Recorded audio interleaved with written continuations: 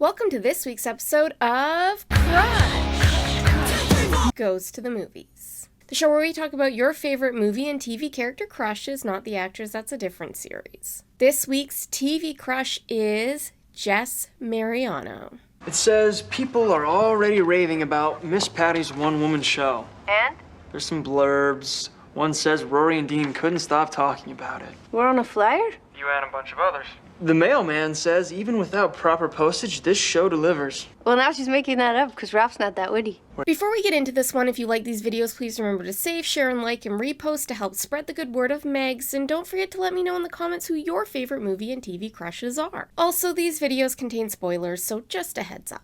Gilmore Girls debuted on the WB on October 5th, 2000 and ran for 7 seasons. Now, 7 seasons is a long time, so we're just going to do a brief overview for those who haven't seen it or don't remember it. Gilmore Girls follows 32-year-old Lorelai Gilmore, played by Lauren Graham, and her 16-year-old daughter, Rory Gilmore, played by Alexis Bledel. Lorelai grew up in a mansion in Hartford, Connecticut with her parents, Richard, played by Edward Herman, Rip, and Emily Gilmore, played by Kelly Bishop. 16-year-old Lorelai had a bit of a rebellious nature and got knocked up by her waspy boyfriend Christopher. Emily and Richard are obviously shocked by this, but do what they can to provide for Lorelai and Lorelai Jr., otherwise known as Rory. But Lorelai hates living under her parents' thumb, so she packs up all of her stuff and runs away to Stars Hollow, a quaint little town full of wacky characters. In Stars Hollow, she starts working as a maid at the Dragonfly Inn, where she lives in a shed with Rory. It's a cute shed. When we meet Lorelai, she's worked her way up to manager and owns a house in Stars Hollow. Rory has applied to attend this fancy private school called Chilton and has been accepted with only one caveat. Lorelai doesn't qualify for financial aid. She makes too much money for additional support, but not enough to cover the full tuition herself. Afraid of squashing Rory's dreams of going to Harvard, she goes back to the home that she ran away from all those years ago and asks her parents if they'll cover Rory's tuition. They agree, but only if Lorelai and Rory attend Friday night dinners with them. And this sets the scene for Gilmore Girls. Over the next several years, we see many Friday night dinners. We watch Lorelai and Rory fall in love and get their hearts broken. We meet Lane Kim, Rory's best friend, and watch her town full of lunatics do loony yet endearing things. But this is my birthday episode. Yes, today is my birthday, and yes, I am a Pisces. So we are here to cover one character,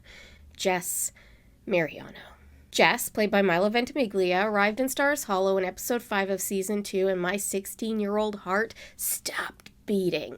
Jess is a 17-year-old nephew of Luke Danes, played by Scott Patterson. Luke owns a diner in Stars Hollow and is the long-standing love interest of Lorelai. Jess has been giving his mom, Luke's sister Liz, a lot of grief, so he was shipped off to Stars Hollow for some tough love. Luke allows Jess to live with him, but Jess must attend school, must graduate, and he must work at the diner part-time. Rory and Jess meet when he attends a welcome dinner at Lorelai's house, and he immediately develops an interest in Rory. However, Rory has been dating whiny Dean Forrester, played by Jared Padalecki, for the last 2 years. Despite Luke's terms for Jess living with him, he ends up getting a phone call from Jess's school that Jess is going to be held back a full year if he doesn't get his grades up and attendance in order. Luke knows that Rory is super smart, so he asks her if she can tutor Jess. Lorelai doesn't trust Jess because basically she was Jess when she was younger, and she is unsure of him. Jess and Rory take a break from tutoring to go get an ice cream, and Jess crashes the car that whiny Dean built for her, breaking Rory's wrist. Lorelai overreacts like she always does, persecuting Jess even though he had swerved to avoid hitting an animal, and Luke sends him packing. Rory skips school to see Jess in New York, missing her mother's graduation in the process. When Jess asks why she came, she says it's because he didn't say goodbye. The tension.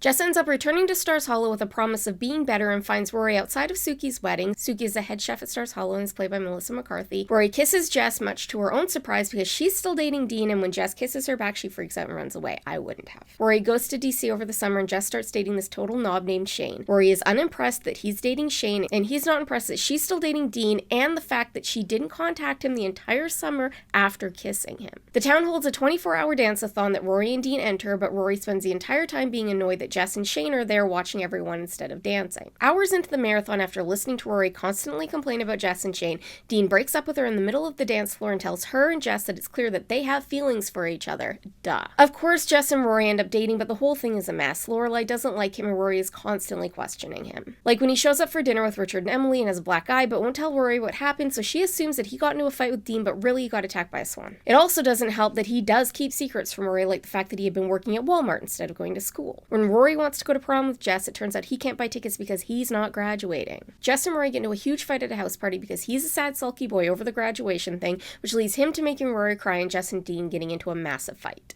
Luke finds out about Jess not graduating and tells him that he has to leave since he broke their deal. Rory finds Jess on the bus on her way to school the next morning, and they have an awkward goodbye, only Rory doesn't know that it's their last goodbye because Jess is actually on his way to Venice Beach to find his dad and lay the groundwork for the spin-off show that never happened, which I am still very much mad about. Jess pops up later after Rory drops out of Yale and moves in with her grandparents. He gets stuck at dinner with her and her terrible boyfriend Logan, whose father is the whole reason why she dropped out of Yale in the first place. Jess gets mad at Rory for throwing away her potential, and their conversation pushes her to go back to Yale and move out of Emily and Richard's house. What are you doing?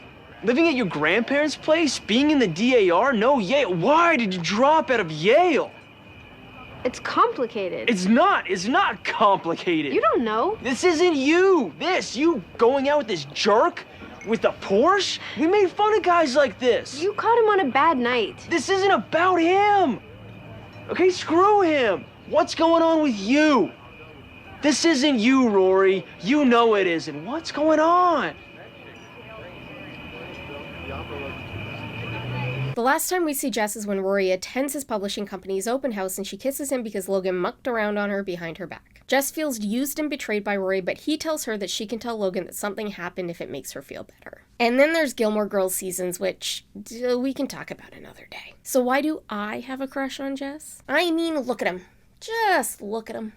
But apart from, the visuals, Jess was the academic match that I couldn't find in my public high school's hallowed halls. While the boys in my grade 12 English class fought over the only copy of Treasure Island for our classics project because it was the shortest book, Jess was the kind of guy who would have already read For Whom the Bell Tolls for funsies. When Jess first arrived in Stars Hollow, he caused a lot of trouble for the residents. While it felt childish at first, he was 17, when you realize what his family life was like, you start to understand. His dad bailed shortly after he was born, and his mom, a flaky hippie who seems perpetually high, entered into years of bad relationships and general instability. Jess carried around a lot of hurt from Liz and seemed afraid to wish for more, to hope for better. But despite his tough, cool guy exterior, it was evident that if Jess picked you, he would do anything for you. He was always Rory's champion, believing that she could achieve anything she wanted. He pushed her as much as she pushed him to keep him striving for better. He wasn't always the best communicator, but what teenager is? I sure wasn't. But his love and belief in Rory persisted through all of that. Well, Dean cheated on his wife with Rory, yes he did, and Logan cheated on Rory with his sister's bridesmaids, Jess never swayed. If Jess wasn't fully in it, then he was fully out. He had every excuse to be a burnout, to blame the cards he was dealt for never reaching his full potential. But he didn't. Instead of wallowing in the heartache and disappointment, he used it to propel him forward and remained ridiculously good-looking while fighting for what he wanted.